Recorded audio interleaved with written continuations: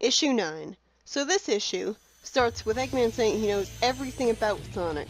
I doubt that. It makes a robot that looks like him using that information. You know, a lot of that information about him wouldn't be useful for making a robot based off him. Like his favorite food, since robots can't eat. Pseudosonic is a pretty lame name. It makes sense that Pseudosonic has no manners, considering he basically has Sonic's attitude. And Eggman's willing to put up with it for having a fast robot like him. After Sonic mistreats Antoine some more, telling him that he's not going to tell him that he's doing something, how stupid is he?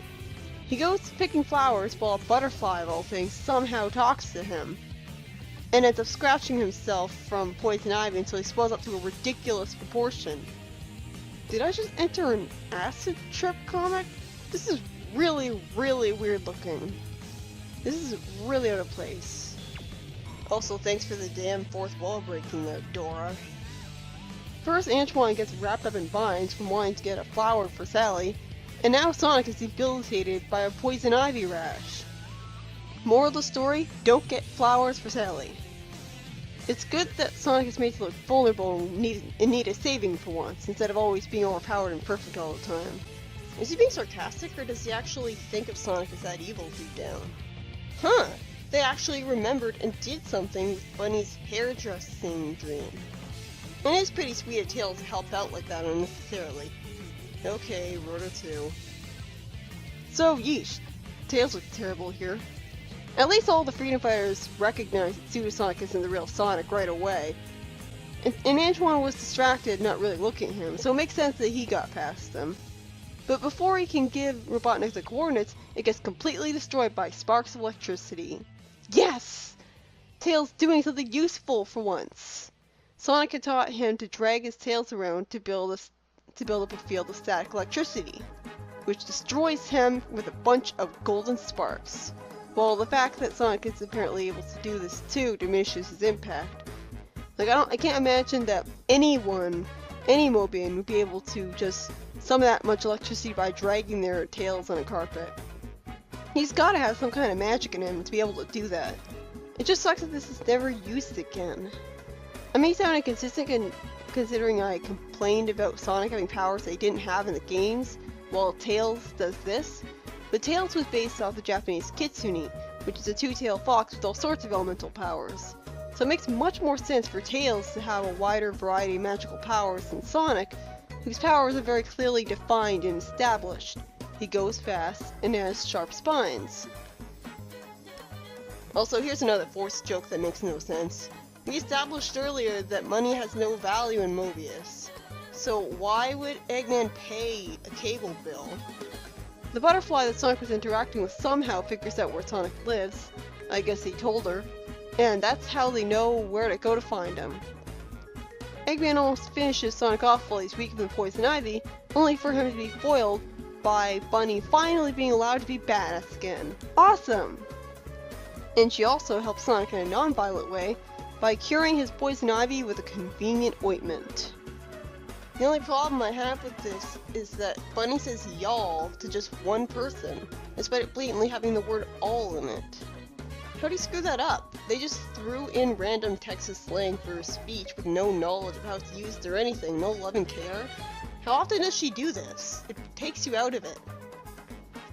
This is another story written by Mike Gallagher, and it's even more charming and enjoyable than the last. There's nothing that really bothers me in this story, aside from this. I mean, that's just art. It's just Eggman building a prototype Sonic robot and using it in the smartest way possible. It even makes sense that Antoine would make the mistake he did, instead of him looking right at him and mistaking him for Sonic. The thing that really makes the story great, though, is that not just one, but two of Sonic's friends are allowed to be useful and badass.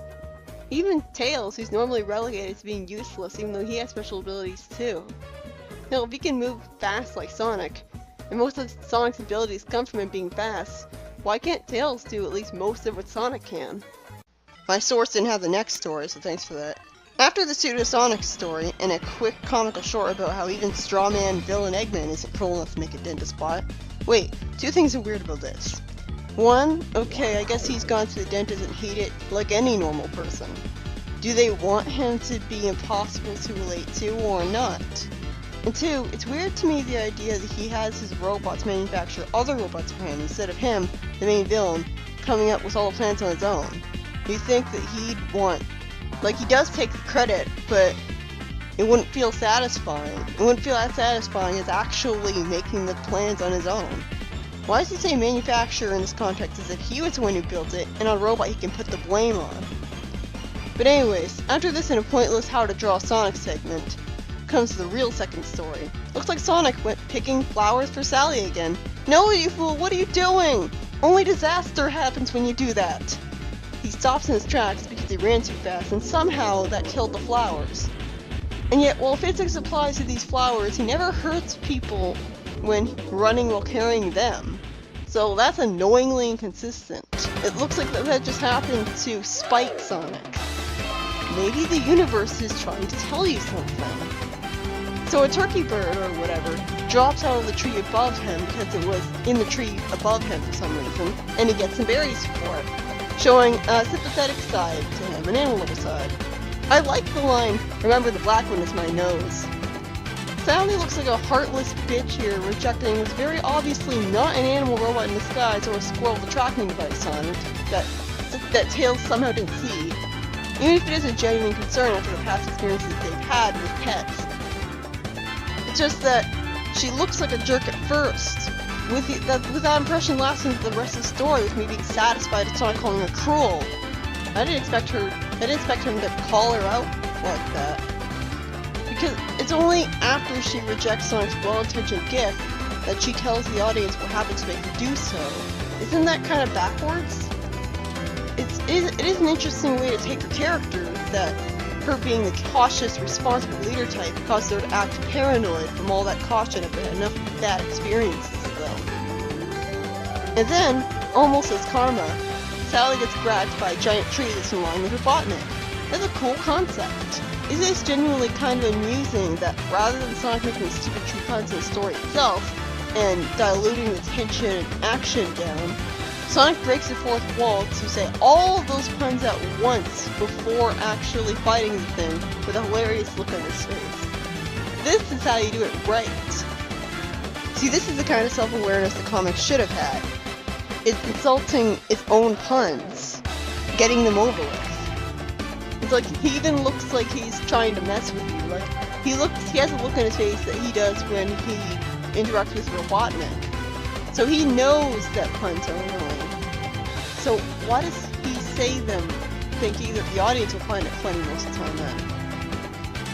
But yeah, this is the fourth wall break joke that I'm not completely hating. I figured that Thorny was going to contribute to the plot to redeem himself to Sally.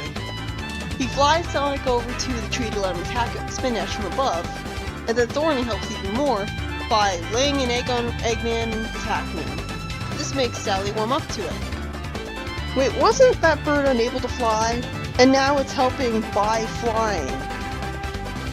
This is very contrived writing. Although I hate Sonic saying they make him an honorary freedom fighter because we never see this thing again. Both because this is the episodic no continually allowed part of the Archie Sonic comic where reset button is in full force, and because the thing isn't cute enough to be accepted as a team pet in a meta sense. This story was written by Angelo and it was pretty good, aside from making me really annoyed at Sally for rejecting what's very clearly not a robot in disguise, who very clearly doesn't have a tracking device on it.